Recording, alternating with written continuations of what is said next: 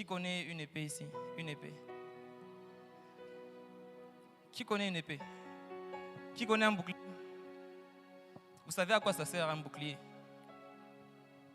Un bouclier est une arme offensive qui nous permet de... Comment dire? C'est une arme qui nous permet de repousser les attaques, de se protéger, de se couvrir. Mais l'épée, c'est une arme défensive, comme je l'ai dit. C'est une arme qui nous permet d'attaquer. Alors, résumons que la parole de Dieu est une arme offensive et défensive. C'est l'art de maîtrise de combat spirituel. Alléluia. Le deuxième rôle, la parole de Dieu est créatrice et vivifiante. Jean chapitre 6, le verset 63. Jean 6, 63.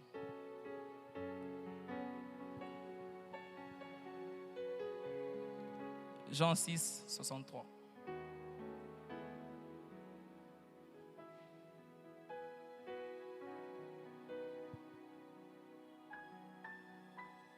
Ça va, ça va.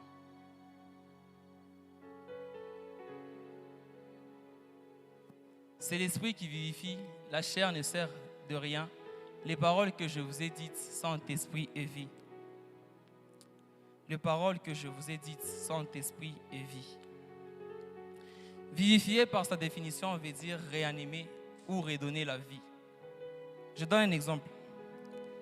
Lorsque Lazare était mort, on a appelé Jésus. Jésus est venu, mais Jésus ne lui a pas imposé les mains. Jésus a sorti une parole. La Bible dit que Jésus cria d'une voix forte en disant « Lazare sort » et Lazare est sorti. La Bible précise que Lazare est sorti, le pied et les mains bandés, les yeux enveloppés de linge. Ma question est celle-ci. Comment est-ce que Lazare est sorti? Puisque Lazare était mort, sa conscience était morte. Tout de lui était éteint. Mais Lazare se retrouve dehors. Comment est-ce que Lazare est sorti? Puisqu'il est mort, tout de lui est éteint. Lorsqu'il est mort, on lui a mis dans les sépulcres, comme on l'a dit.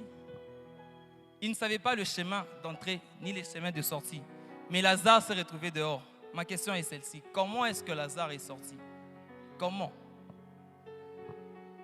Comment est-ce que Lazare est sorti? Ésaïe chapitre 55, le verset 11. La parole de Dieu dit, « Il en sera de même de la parole que j'ai prononcée. Elle ne reviendra jamais vers moi à vide, sans avoir accompli ce que j'ai désiré et sans avoir atteint les buts que je lui ai fixés. » C'était quoi les buts que Jésus a fixés à cette parole? C'était de dire à Lazare de sortir. Normalement, cette parole devrait revenir, parce que la Bible dit qu'elle ne reviendra jamais. Normalement, vu que cette parole était partie, elle devrait revenir. La parole est partie.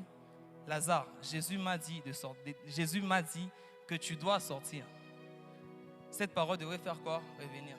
Or, seule la parole connaissait la porte de sortie et la porte d'entrée. Ça veut dire que Lazare a saisi la parole et il est sorti. Psaume chapitre 119, 105. La parole de Dieu dit, « Ta parole est une lampe à mes pieds et une lumière sur mon sentier. » Ce que j'aime ici, c'est qu'il y a une différence entre une lumière et une lampe. La différence, c'est que une lampe peut éclairer juste autour de toi. Mais une lumière t'éclaire.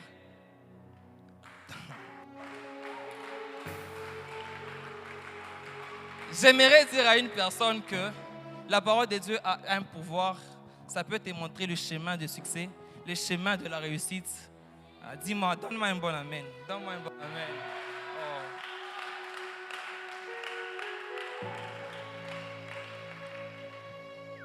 Le troisième rôle de la parole de Dieu.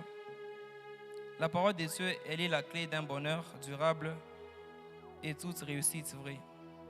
Psaume chapitre 1, les versets 1 à 3. Psaume chapitre 1, le verset 1 à 3. La parole de Dieu dit, « Heureux l'homme qui ne marche pas selon le conseil des méchants, qui ne s'arrête pas sur le voie de pécheurs, qui ne s'assied pas en compagnie des moqueurs, mais qui trouve son plaisir dans la loi de l'Éternel et qui la médite jour et nuit. Il est comme un arbre planté d'un courant d'eau qui donne son fruit en sa saison et dont le feuillage ne fleurit point. Tout ce qu'il fait lui réussit. C'est ce qui est plus important ici. Ici, la Bible nous montre les bénéfices de la méditation de la parole de Dieu. La Bible nous compare à un arbre planté près d'un courant d'eau. Donc tout enfant de Dieu, tout fils de Dieu donnera de fruits en sa saison. Alléluia. Deutéronome chapitre 28, le verset 1, la parole de Dieu dit: si tu obéis à la voix de l'Éternel ton Dieu, l'Éternel ton Dieu te donnera la supériorité sur toutes les nations de la terre. Le problème ici, c'est seulement l'obéissance. Parce que la Bible dit: si tu obéis à la voix de l'Éternel ton Dieu. Nous retenons que l'obéissance d'abord. Josué chapitre 1, le verset 8. La parole de Dieu dit que ces livres de la loi ne s'éloignent point de ta bouche, médite-le jour et nuit pour agir fidèlement. Premièrement, c'est pour agir fidèlement, selon ce qui est écrit. Et ensuite, la Bible continue en disant: c'est alors que tu auras du succès dans tes entreprises, c'est alors que tu réussiras. Retenons que on ne doit pas seulement s'arrêter sur l'écoute de la parole de Dieu. Mettez-le à la pratique. C'est important. Alléluia. J'aime cette parabole sur les semeurs. Je suis dans Marc chapitre 4, le verset 3. Jésus nous présente 4 types de semences. Ces 4 types de semences représentent 4 types de réactions que nous pouvons avoir face à la parole de Dieu. Mais ce qui m'intéresse ici, c'est 2 types de semences.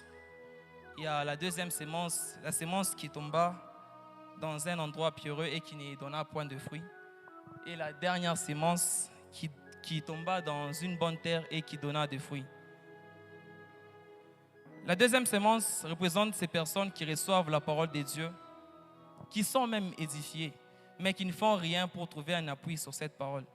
Mais Jésus les compare à des personnes qui bâtissent leur maison sur du sable. À la moindre tentation, au moindre petit vent, la maison s'écroule. À la moindre tentation, ils abandonnent le Christ et retournent dans le monde. Mais ma prière ce soir, c'est que tu sois comme cette sémence, la dernière sémence, le quatrième type de sémence qui représente ces personnes qui reçoivent la parole de Dieu, qui premièrement la retiennent et ensuite l'appliquent au cours de leur vie avec persévérance. Il est vital de tout enfant de Dieu de méditer la parole de Dieu jour et nuit. Vous savez, c'est aussi un bon moyen de prier. C'est aussi un bon moyen de prier. Vous savez, l'homme qui est devant vous, il définit la parole de Dieu comme la première puissance mondiale. Pourquoi? Parce que ceux qui me connaissent avant connaissaient comment j'étais avant. Mais cette parole m'a transformé. Je donne mon témoignage. Cette parole m'a transformé. Il y a beaucoup de choses que j'ai arrêtées grâce à cette parole. C'est aussi un bon moyen de prier. Écoutez, le problème avec nous les chrétiens, c'est que nous prions pendant 2 heures du temps. Nous disons à Dieu ce qu'il sait déjà, ce qu'il attend, qu'on appelle les livres de la loi. Ça veut dire qu'il y a des droits qu'on doit revendiquer. Jésus attend. C'est quoi tes droits? Est-ce que tu connais tes droits? C'est pourquoi on appelle les livres de la loi. Nous prions 2 heures, nous disons à Dieu ce qu'il sait déjà. Il attend, est-ce que tu connais tes droits? Tu dis, Seigneur, dans ta parole, toi-même tu as dit. C'est la meilleure façon de prier. J'ai fini mon message en disant que il est vital pour tout enfant de Dieu de méditer la parole de Dieu jour et nuit. Elle est la clé d'un bonheur durable et toute réussite vraie. Que Dieu vous bénisse.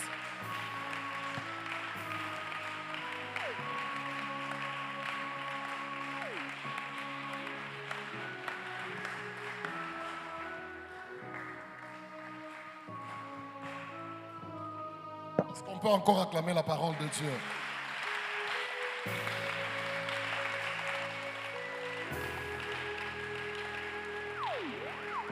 Est-ce que tu peux bien acclamer la parole de Dieu?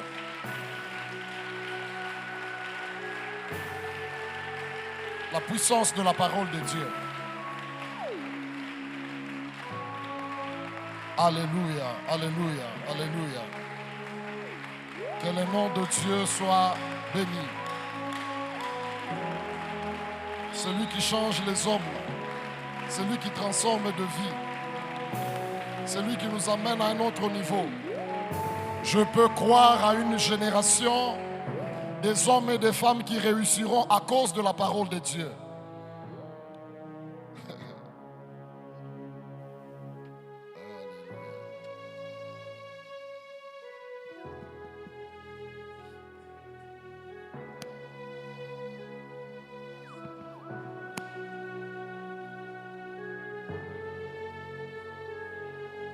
Ça fait bizarre. Lorsque Dieu parle, il dit à son prophète, mon peuple est détruit parce qu'il lui manque la connaissance. C'est Dieu. Il parle au sujet de son peuple. Ce n'est pas le peuple de quelqu'un d'autre. Dieu dit, mon peuple est détruit parce qu'il lui manque la connaissance. L'ignorance est cette force qui donne droit au diable d'être diable dans ta vie. Ce manque de connaissance de la parole de Dieu dans ta vie, c'est tout ce qui donne une parcelle de pouvoir au diable dans ta vie. En réalité, le diable n'est pas puissant comme tu le penses. Le problème, c'est que tu regardes dans la mauvaise direction.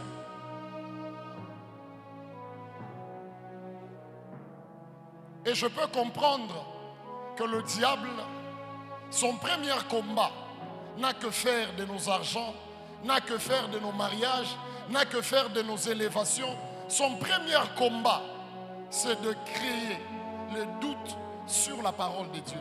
C'est pourquoi lorsque, pour la première fois, le diable passant par le serpent en Éden est allé parler à Ève, sa première chose, c'est de lui dire, Dieu a-t-il réellement dit?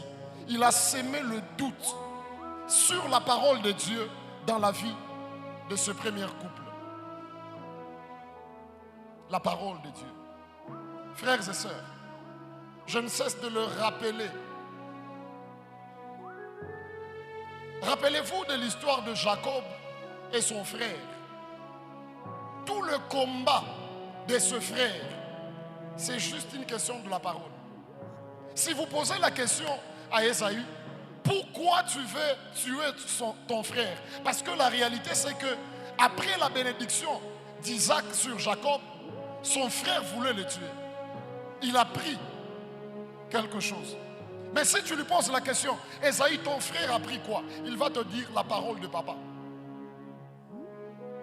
Ésaü sait que la parole de papa, c'est tout un monde. Je n'ai pas besoin d'avoir de l'argent, mais si seulement j'ai la parole de papa, partout où je peux me retrouver, la parole de papa va m'aider. Le Dieu créateur n'a pas créé le monde avec des choses. Il a créé le monde avec la parole. Ainsi, la Bible dit, au commencement était la parole. Frères et sœurs, nous lisons quelle Bible? La Bible que nous lisons, dont nous nous vantons être chrétiens, dit ceci. Au commencement était la parole. Et la parole était avec Dieu. Et la parole était Dieu. La Bible dit, rien de tout ce qui a été créé n'a été créé sans elle. En elle était la vie. Et cette vie-là était la lumière du monde. La parole de Dieu. Quelle profondeur avec cet orateur de ce soir. Il dit, la parole de Dieu, c'est un messager. Ce n'est pas un messager infidèle, mais un messager fidèle. La parole de Dieu doit aller exécuter et venir donner le rapport. Quand Dieu envoie sa parole, il attend les résultats. Et la parole de Dieu est fidèle. Vérifiez dans toute la Bible. Là où Dieu a prononcé sa parole, cette parole a été fidèle pour donner les résultats. Écoutez, est-ce que vous savez que le soleil n'existait pas? Est-ce que vous savez que l'éléphant n'existait pas? Dieu a utilisé la parole. Il a dit soleil. La parole est un agent exécuteur de Dieu qui va dans le monde de l'invisible chercher à exécuter la volonté de Dieu pour ramener cela dans le monde visible. Dieu a prononcé la parole et la parole a exécuté. Un homme très avisé à l'époque de Jésus, il regarde Jésus, il comprend que Jésus n'est pas n'importe qui. Il comprend que Jésus est la parole incarnée. Cet homme a un serviteur malade chez lui à la maison. Il dit, mon serviteur est malade. Jésus dit, d'accord, je vais venir chez toi. Il dit, non, tu n'es pas forcément obligé de venir jusque chez moi. On peut perdre beaucoup de temps. C'est moi qui paraphrase. Tu as beaucoup de choses à faire. Tu n'as pas l'obligation de te déplacer pour venir. Il dit à Jésus, écoute Jésus, moi ici je suis un officier. J'ai des gardes. Quand je dis à l'un va, il va. À l'autre viens, il vient. Toi aussi, dis seulement un mot. Et mon serviteur sera guéri.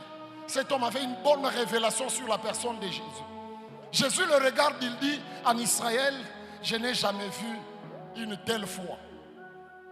Pour vous montrer que la parole est efficace et fidèle. La parole, quand elle est prononcée, elle ne prend pas le temps. Le problème, c'est que c'est le monde dans lequel nous sommes qui nous montre que la parole prend le temps. La parole agit au moment où Dieu la prononce. Le temps de quitter l'exaucement pour venir à toi, c'est là que tu as l'impression que ça traîne. Une femme, sa fille était malade.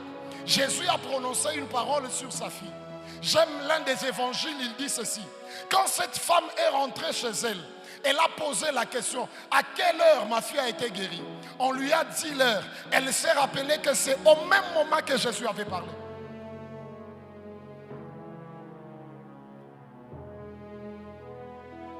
La parole. Une illustration simple. Ma soeur, tu peux te tenir debout. Mon frère, tu peux saluer cette soeur. Tu peux la saluer. Frère, tu peux venir ici.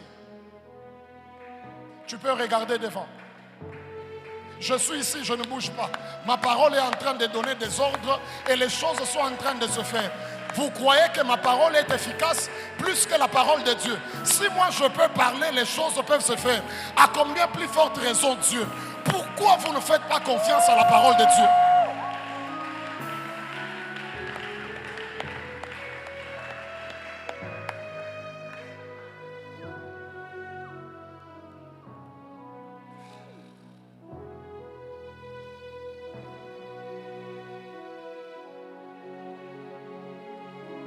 Genèse chapitre 1, le verset 27 à 28. Dieu créa l'homme.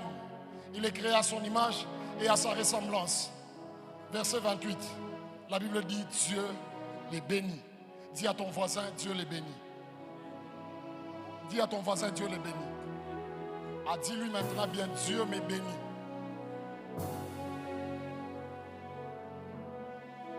La parole dit, après avoir créé l'homme, Dieu a fait quoi? Dieu l'a. La parole ne dit pas que l'homme a été créé par son père.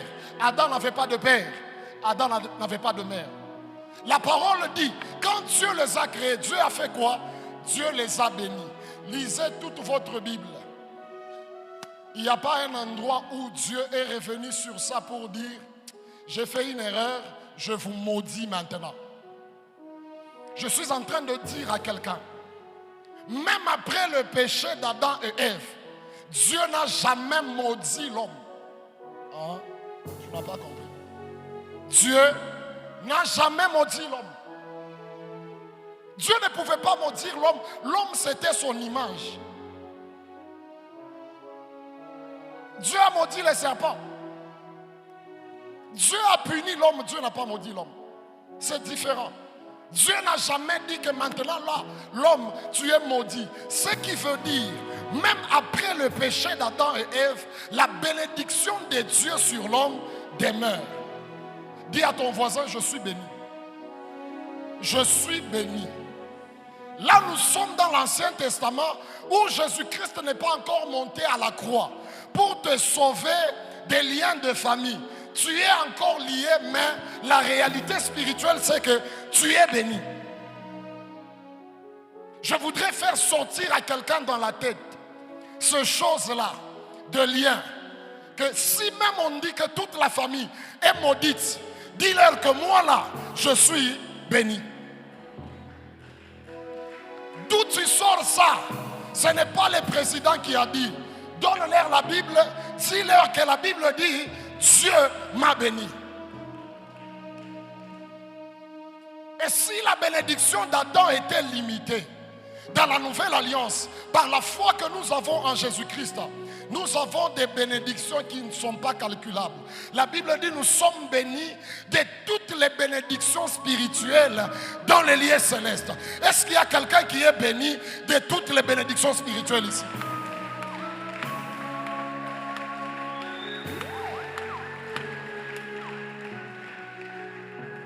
Sais-tu qui tu es? Tu n'es pas n'importe qui. C'est pourquoi l'apôtre Pierre vous rend rappeler à ses contemporains ce qu'ils étaient. Il leur dit ceci: écoutez, vous là, vous êtes une race élue, un sacerdoce royal, un peuple acquis, une nation sainte. Dieu vous a tiré de ténèbres à son admirable lumière, afin que vous annonciez les vertus de son royaume. Je ne vois pas dans cette salle des hommes et des femmes ayant des petites destinées. Un Dieu grand fait de grandes choses.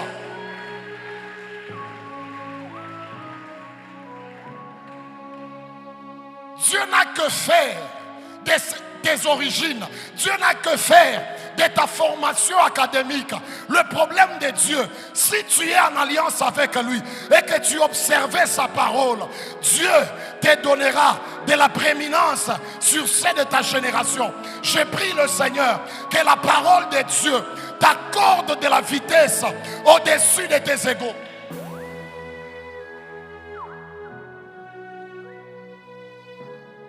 J'ai aimé ce que l'homme de Dieu a dit. L'illustration de la lampe et de la lumière.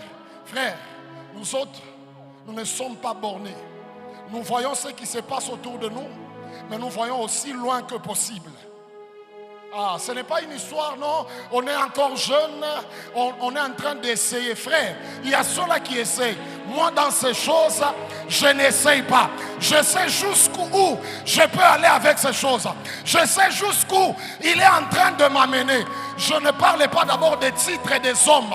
Je ne parle pas d'abord de la gloire de la terre. Je sais qu'il y a une finalité glorieuse. La Bible déclare: les souffrances du temps présent ne sont jamais comparables à la gloire à venir. Il y a une gloire qui vient pour ceux qui croient.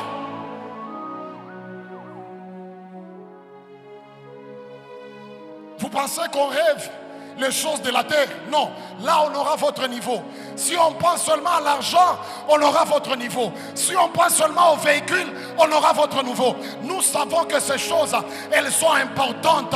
On en a besoin. Mais nous n'avons pas cru à cause de ces choses-là. Nous avons cru bien plus que par rapport à cela. Il y a une vie après la mort.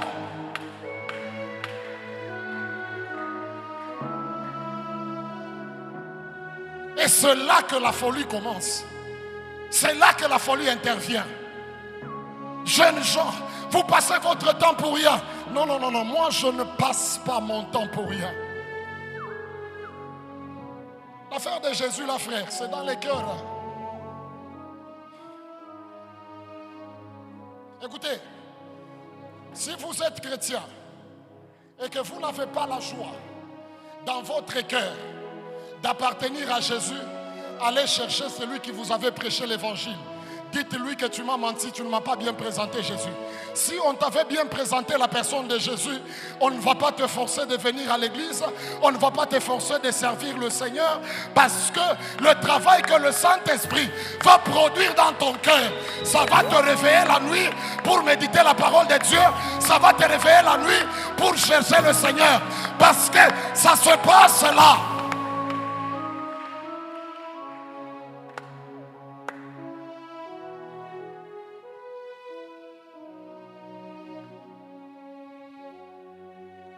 savez, à la période où le pasteur Atom savait composer ses chants, c'est la période où il s'est marié avec la sœur Nadège.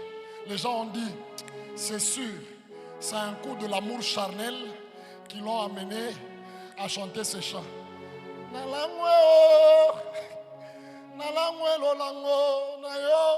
Ah frère, si tu ne sens pas déjà des choses comme ça, bizarres dans ton cœur, où tu dis c'est Jésus ou rien, il y a quelque chose qui n'est pas correct avec toi.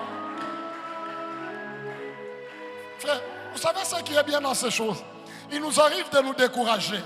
Il nous arrive même de pleurer. Frère, on n'est pas des robots. On pleure. Mais quand je pleure, jamais dans mon cœur, je dis je vais abandonner. Non, non, non, non. Je pleure seulement parce que ça fait mal.